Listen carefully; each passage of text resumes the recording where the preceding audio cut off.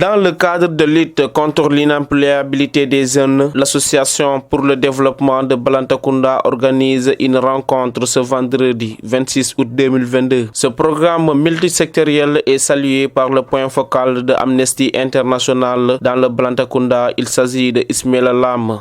Très bien, j'ai été invité en tant que point focal de Amnesty International, mais aussi en tant que fils du Balantacounda à l'Assemblée générale de l'ADB, lors du jour qui a consisté à faire le bilan d'étape de l'association, puisqu'elle a démarré depuis 2009 jusqu'à aujourd'hui, mais également de faire des perspectives concernant leur avenir, concernant des projets déjà ficelés, tout un programme de projets multisectoriels qui vont intéresser l'ensemble des populations du Balantacounda, de Mangakunda jusqu'à Tanaf et Sarenyako, etc., etc. Et les interventions des uns et des autres ont montré l'intérêt qu'ils ont pour le développement du terroir, mais qui ne peut pas se faire sans la paix.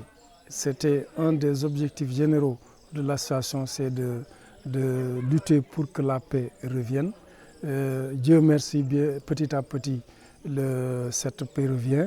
Mais puisqu'il y a paix, maintenant on va parler de développement. Et ce développement-là, comme je l'ai dit, c'est un programme multisectoriel qui va embrasser beaucoup de secteurs, beaucoup d'activités qui vont non seulement mobiliser les jeunes, les femmes et les hommes autour de ces programmes-là, mais également beaucoup lutter sur le développement du terroir pour la fixation des jeunes au niveau du terroir. Selon le président Samba Mané, l'objectif de ce projet est également de créer des activités économiques pour les hommes et les femmes dans le Balantacounda. Samba Mané, président de l'association pour le développement du Balantacounda. Voilà, la rencontre d'aujourd'hui s'intitule également sur le grand projet pour le développement du Balantacounda que nous entendons mettre en place par les activités qu'il faut y développer, notamment l'élevage de volailles et le maraîchage, et aussi le système des eaux en sachet. Et voilà ce que nous voulons développer dans le Balantacounda pour permettre aux jeunes et aux femmes d'être autonomes financièrement et économiquement.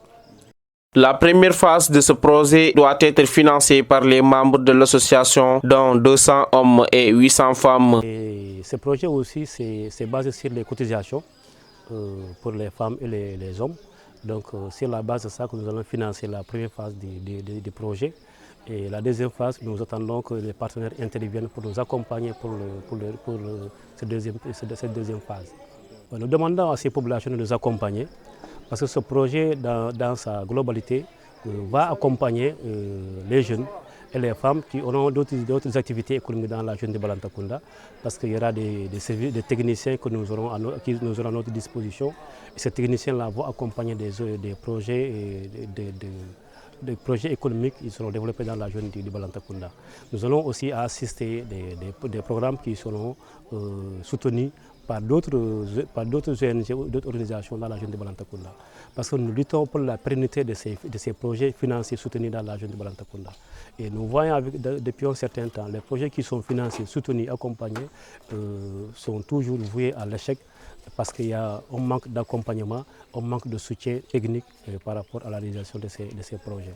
C'est pourquoi le président lance toujours un appel à l'endroit de tous les acteurs de développement de la jeune, mais aussi à l'endroit de toutes les populations pour apporter leur contribution et leur participation pour l'intérêt du Balantacounda. Goudam TV, Sersi Diasanya.